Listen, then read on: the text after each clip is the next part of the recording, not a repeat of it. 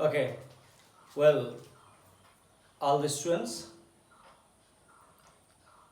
we are in the next episode, and for the next new topics, हामी नयाँ topics new युनिटमा हामी नयाँ video लिएर भाइ बहिनीहरूमाझ आइपुगेका छौँ. Every time I request to all the students to subscribe our channel, and if there is any questions from your side, you can write on comments. So well, students, and as well as you can share to your friends so that all of your friends will get the video and they will benefit while staying at home. भाइ बहिनीहरू, हामी नयाँ unit 2 specially unit 2 मा tax arithmetic unit 2 को हामी tax and मनीको आज tax सेक्सनमा छौँ. ट्याक्स एन्ड मनीमा आज हामी ट्याक्स मात्रै पढ्दैछौँ र कम्प्लिटली ट्याक्स पर्सेन्टेज सम्बन्धी जुनियर क्लासमा हामीले पर्सेन्टको सल्युसनहरू गर्न सिकेका छौँ. पर्सेन्ट सम्बन्धी हामी टपिक्समा छौँ, जसमा हाम्रा 3-4वटा फर्स्टमा चाहिँ हाम्रो मार्क प्राइस र सेलिङ प्राइस. यदि एमपीले मार्क प्राइसलाई लेट गर्ने हो र सेलिङ प्राइसले एसपीले लेट गर्ने हो भने यो टपिक्समा डिस्काउन्टको कुरा आउँछ, डिस्काउन्ट अमाउन्टको कुरा आउँछ र एसपीको कुरा आउँछ.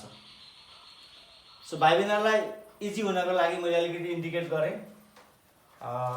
एमपीले मार्क प्राइस र एसपीले सेलिङ प्राइस डिनोट गर्ने हो भने पहिलो नम्बर 1 मा डिस्काउन्ट अमाउन्ट भनेको डिस्काउन्ट पर्सेन्ट अफ एमपी भनेको जहिले पनि डिस्काउन्ट पर्सेन्ट चाहिँ एमपीमा क्याल्कुलेसन हुन्छ. डोन्ट फर्गेट, यो कुरा चाहिँ माइन्डमा ध्यान पुर्याएर राख्ने. डिस्काउन्ट अमाउन्ट भन्ने बित्तिकै एमपीलाई सम्झने भाइ बहिनीहरूले.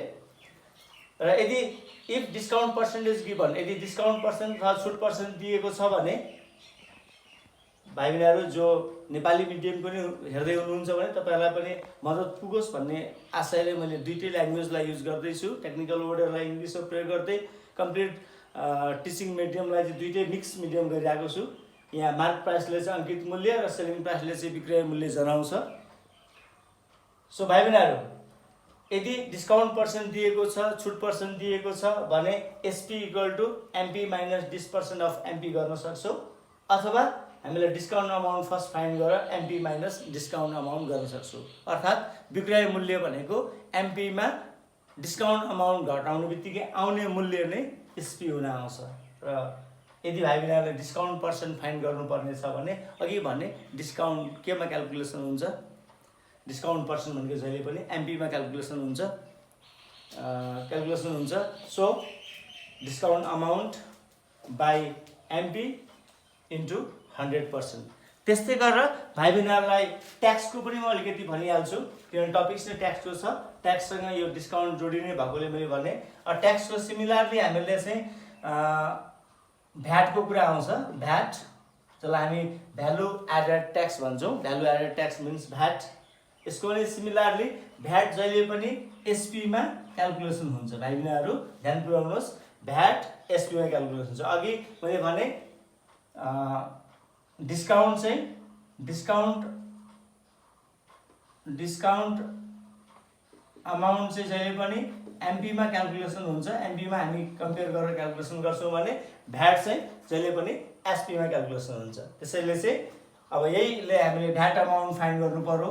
भ्याट अमाउन्ट भन्ने बित्तिकै भाइ बहिनीहरूले ध्यान पुर्याउनु पर्यो. अघि जसरी डिस्काउन्ट अमाउन्ट भन्दाखेरि डिस्काउन्ट पर्सेन्ट अफ एमपी भएको थियो, अहिले भ्याट अमाउन्ट भन्दाखेरि भ्याट पर्सेन्ट अफ एसपी हुन्छ. भाइ बहिनीहरू भनेपछि हामी दुईटालाई कम्पेयर गरेर इजीसँग बुझ्न सक्छौँ. डिस्काउन्ट अमाउन्ट भनेको डिस्काउन्ट पर्सेन्ट अफ एमपी, अब भ्याट अमाउन्ट भनेको भ्याट पर्सेन्ट अफ एसपी. भाइ बहिनीहरू कन्फ्युज नहुने. त्यसै गरेर चाहिँ अब अर्को एसपी विथ भ्याटको कुरा आउँ. एसपी विथ भ्याट भनेको एसपीमा हामीको भ्याट एड गरिसकेको मूल्य एसपी विथ भ्याट, जुनलाई चाहिँ VAT adding after levied of VAT जे भने पनि भाषागत जे भने पनि भ्याट एड गरिसके पछाडि आउने मूल्य एसपी विथ भ्याट भन्छ। त्यो भनेको चाहिँ SP plus VAT percent of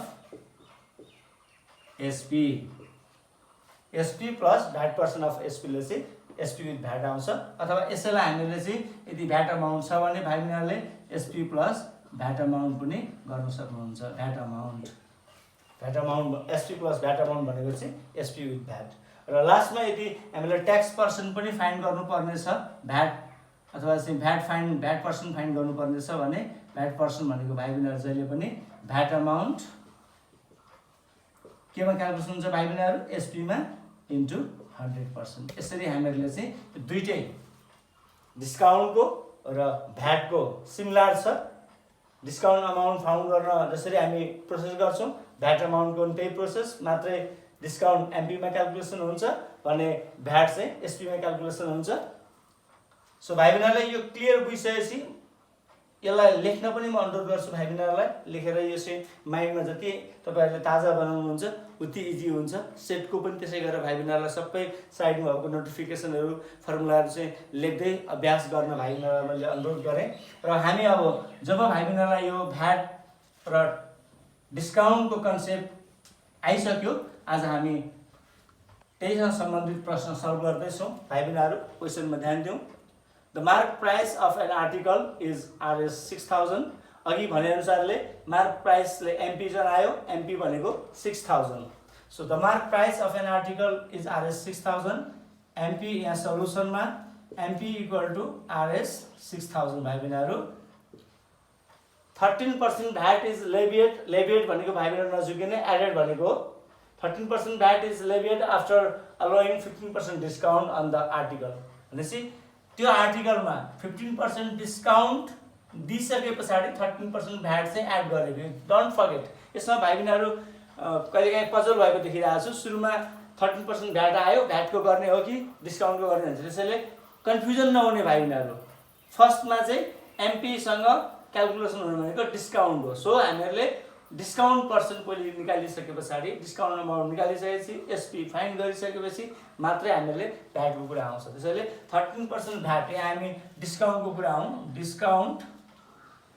discount equal to 15% भाइ बहिनीहरू।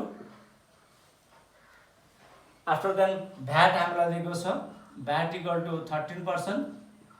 र क्वेसनले भन्दैछ what will be the price of the article find it भनेपछि 15% डिस्काउन्ट दिएर 13% भ्याट लेभिएट गर्दाखेरि कति प्राइस हुन्छ भनेको हामीले फाइन्ड गर्नुपर्ने एसपी विथ भ्याट हो भाइ बहिनीहरू। SP with VAT equal to what सोध्दैछ, यो फाइन्ड गर्नुपर्ने छ भाइ बहिनीहरूले। अनि लास्टमा also find the amount of VAT, that means VAT amount. अब भाइ बहिनीहरूलाई अघि मैले देखाएको कुरा नै महत्त्वपूर्ण हुन आयो। यहाँ हामीले बुझ्नुपर्ने इन्डिकेसन गर्नुपर्ने कुरालाई म देखाउँदैछु भाइ बहिनीहरूलाई। पहिले डिस्काउन्ट भनेपछि हामीले एसपी फाइन्ड गर्नु पर्यो भाइ बहिनीहरू। एमपी माइनस 20% अफ एमपी गरेर चाहिँ एसपी फाइन्ड गर्न सक्छ भाइ बहिनीहरूले। So let's go on. SP equal to MP minus 20% of MP. हामीलाई एमपीको भ्यालु दिएको छ भाइ बहिनीहरू 6000। 6000 माइनस 20% कति छ भाइ बहिनीहरू 15%। पर्सनलाई हामीले रिमुभ गर्न सक्छौँ 15% इन्टु एमपी भनेको 6000। अब भाइ बहिनीहरूले यसलाई क्यालकुलेसन गर्नुहोस्। 6000 माइनस 15 र यो क्यालकुलेसन गर्दा भाइ बहिनीहरूले 900 रिजल्ट पाउनुहुन्छ। 15 इन्टु 6000 गर्नुहोस् र 100 ले डिभाइड गर्नुहोस्, क्यालकुलेसन गर्दाखेरि 900 रिजल्ट आउँछ। र यदि 6000 बाट 900 सबट्र्याक्ट गर्ने हो भने if we subtract 900 from 6000 you will get 5100। So R S 5100। So भाइ बहिनीहरू एसपी कति आयो 5100। अब हामीहरूले त्यस पछाडि भाइ बहिनीहरू हामीहरूले फाइन्ड गर्नुपर्ने के हो SP with VAT. So we need a VAT percent. VAT percent already हामीलाई दिइसकेको छ 13%। हामीले फेरि अर्को फर्मुला भाइ बहिनीहरू एसपी विथ भ्याट भनेको SP plus VAT percent of SP. So यो क्यालकुलेसनलाई युज गर्नुहोस् भाइ बहिनीहरू। हामीले फाइन्ड गर्ने एसपी विथ भ्याट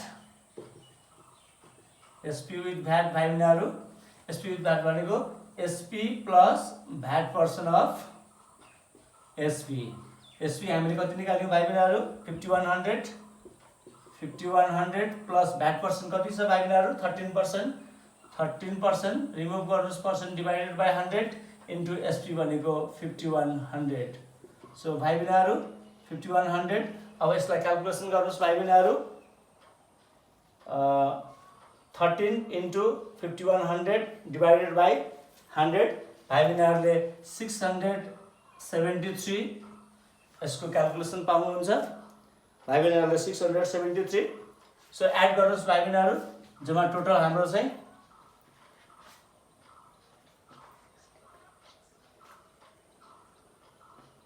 भाइ बहिनीहरू क्याल्कुलेसनलाई चेक गर्नुहोस् 673 हामीले ऱ्यान्डमली लेख्यौँ एकपल्ट चेक गरेर हामी हेरौँ 13 into 5100 by 100 you will get 663 भाइ बहिनीहरू 663 सो 1 सेकेन्ड भाइ बहिनीहरू एसपी 5100 प्लस भ्याट पर्सन भनेको 13% बाई डिभाइड बाई 100% रिमुभ गर्दा इन्टु एसपी भनेको 5100 भाइ बहिनीहरूले 13 इन्टु 5100 बाई 100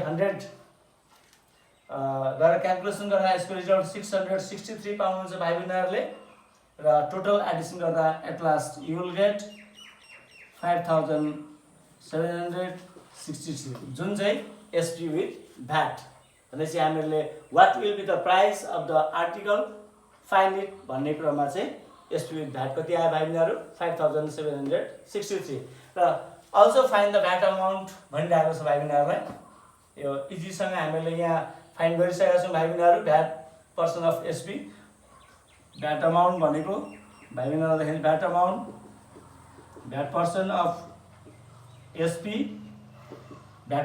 एसपी योसँग तुलना गरेर हेर्नुहोस् 13/100 इन्टु 5100 हो भाइ बहिनीहरूलाई इजी हुन मैले देखाएको र डाइरेक्ट भाइ बहिनीहरूले भ्याट अमाउन्ट यसलाई नै कपी गर्न सक्नुहुन्छ 13/100 यु विल गेट 663 यसरी भ्याट अमाउन्ट 663 र एसपी विथ भ्याट 5763 यो प्रश्नको वेल सम्पूर्ण भाइ बहिनीहरूले यसलाई बुझ्नुभयो भन्ने मैले आशा लिएको छु यदि भाइ बहिनीहरूमा कुनै जिज्ञासा भए कमेन्ट सेक्सनमा गएर कमेन्ट बक्समा गएर आफ्नो जिज्ञासाहरू राख्न सक्नुहुन्छ र यो सम्बन्धी अर्को प्रश्न लिएर हामी अर्को एपिसोडमा आउनेछौँ त्यतिन्जेल भाइ बहिनीहरू घरमा बसेर आफूलाई अध्ययनशील क्रिएटिभ इनोभेटिभ बनाएर चाहिँ यो समयको सदुपयोग गर्नुहुनेछ र आफूलाई एउटा दक्ष र ऊर्जाशील विद्यार्थीको पहिचानमा रहिरहनुहुनेछ भन्ने आशा गर्दै भाइ बहिनीबाट बिदा हुन चाहन्छु थ्याङ्क यू